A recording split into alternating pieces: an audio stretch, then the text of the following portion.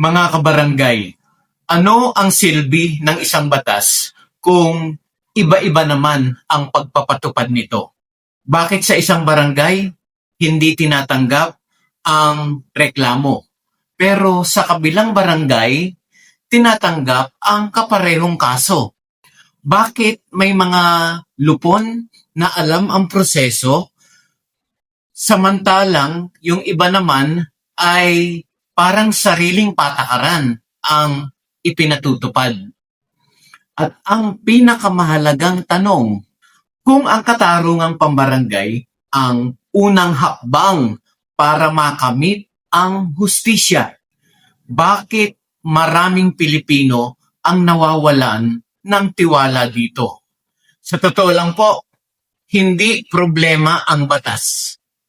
Ang problema, marami ang nagpapatupad nito na walang sapat na kaalaman at pagsasanay. Kaya mga kabarangay, dito po sa bidyong ito, pag-uusapan natin kung bakit napakahalaga ng mandatory professional training para sa lahat ng Lupon members sa buong Pilipinas. At kung papaano nito mababago ang mukha ng katarungang pambarangay sa ating bansa. Magandang araw mga kabarangay. Kumusta na po kayo? Muli ako po si Jeffrey. Mga kabarangay, isa sa pinakamagandang batas na naipasa sa ating bansa ay ang katarungang pambarangay law. Napakaganda ng layunin nito. Bago magsampa ng kaso sa korte, bibigyan muna ng pagkakataon ang magkabilang panig na mag-usap at magkasundo.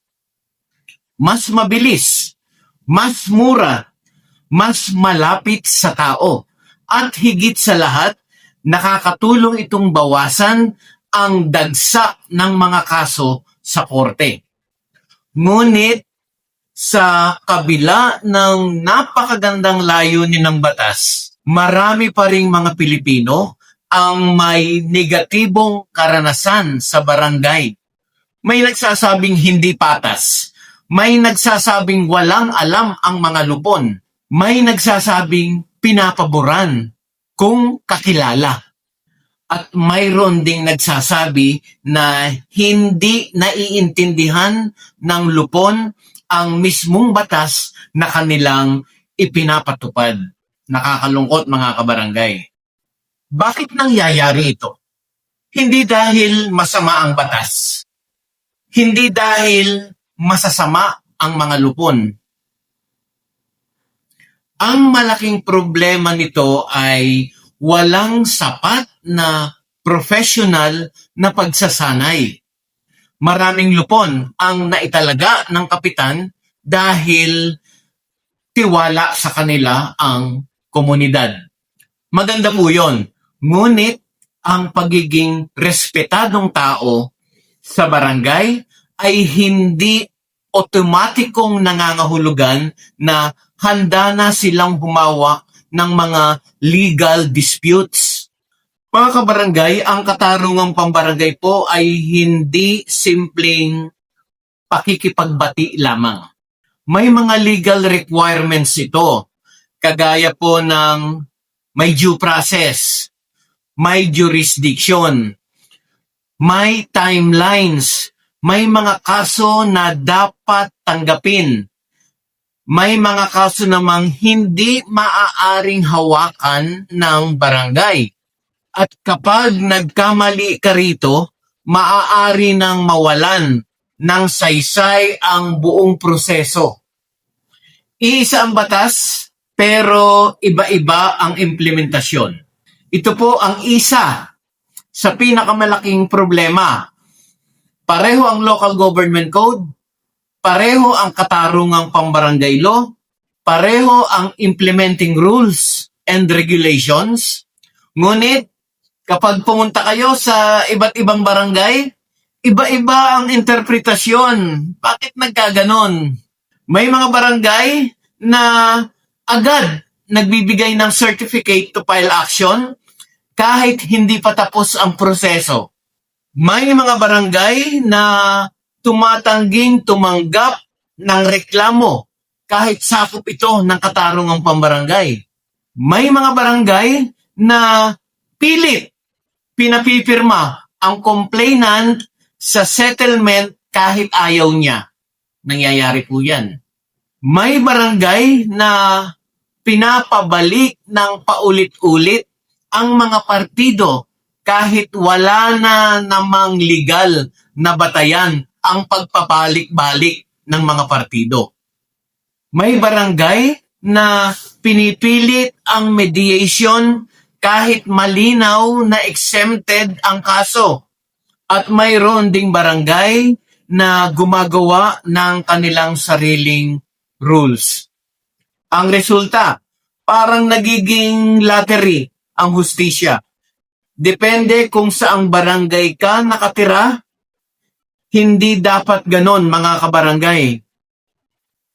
Ang batas ay dapat pantay na ipinatutupad. Bakit po delikado ang kakulangan sa training? Kapag kulang sa kaalaman ang lupon, maaari nilang hindi sinasadyang malabag ang karapatan ng mga partido. Halimbawa po, hindi nila alam kung kailan dapat mag-inhibit. Hindi nila alam ang tamang documentation. Hindi nila alam ang legal effect ng settlement. Hindi nila alam kung kailan ihihinto ang mediation. Hindi nila alam kung ano ang kasong exempted. Sa mata ng batas, mga kabarangay, maaaring maliit na pagkakamali lamang ito. Ngunit sa taong naghahanap ng hustisya, malaking problema po ito dahil bawat maling proseso ay maaaring magdulot ng dagdag gastos, dagdag na oras, at dagdag na away o hidwaan. Sa totoo lang po, ang barangay ang pinakamalapit sa tao. Kapag may alitan, saan pumupunta ang karamihan? Hindi naman agad sa korte Hindi agad sa abogado, kundi sa barangay.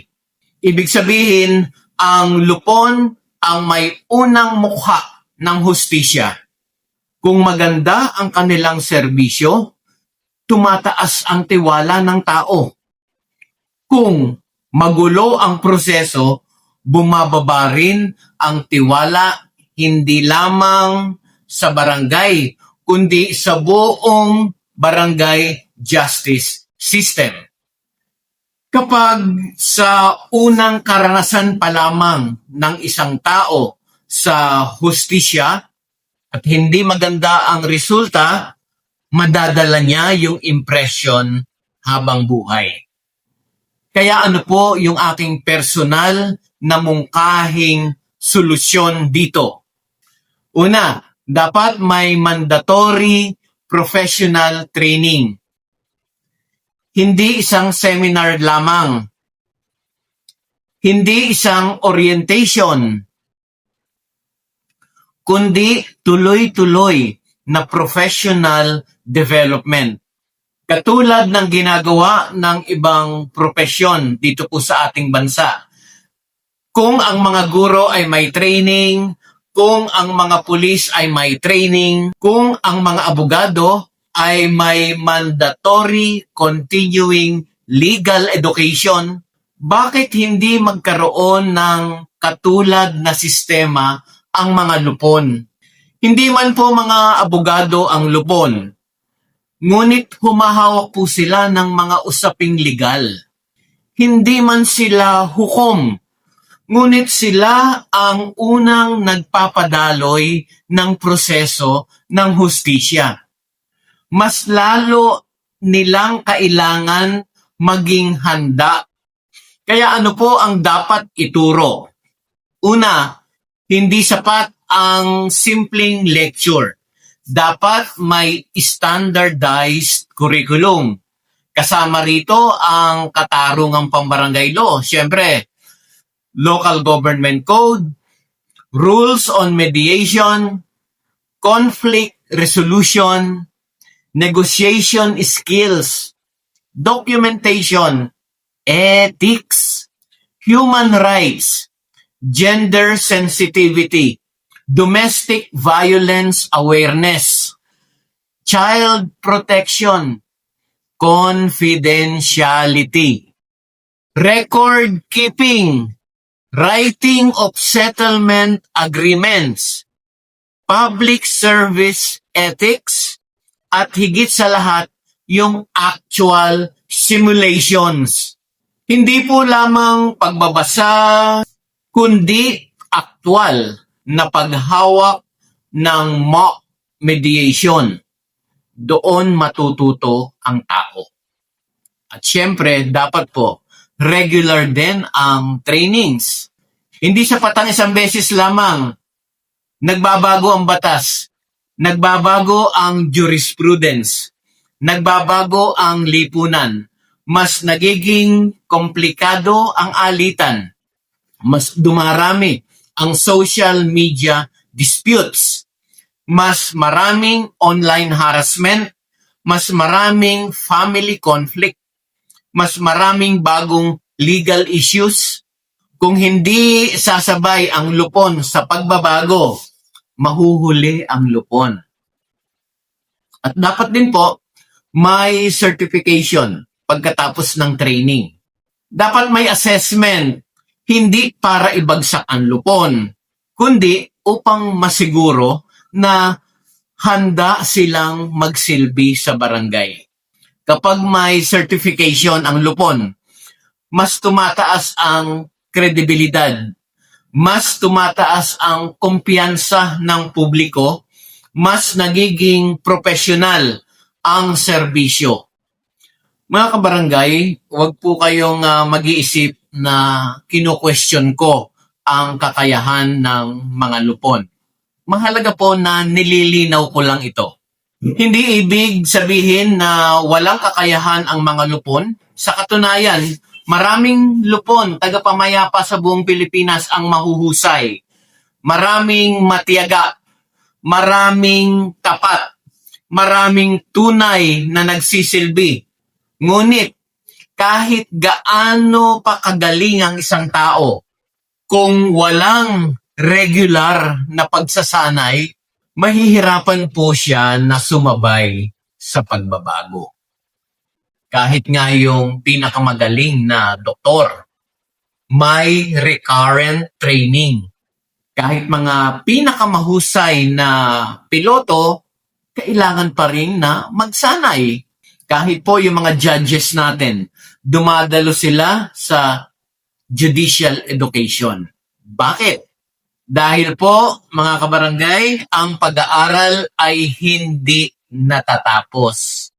Ganoon din dapat sa mga lupon. Isama na po natin ang mga punong barangay. At ito ang magandang epekto sa barangay kung mangyayari po yung aking mga suggestions. Kapag mahusay ang lupon, mas mabilis ang settlement, mas kakaunti ang mga kasong aabot sa korte.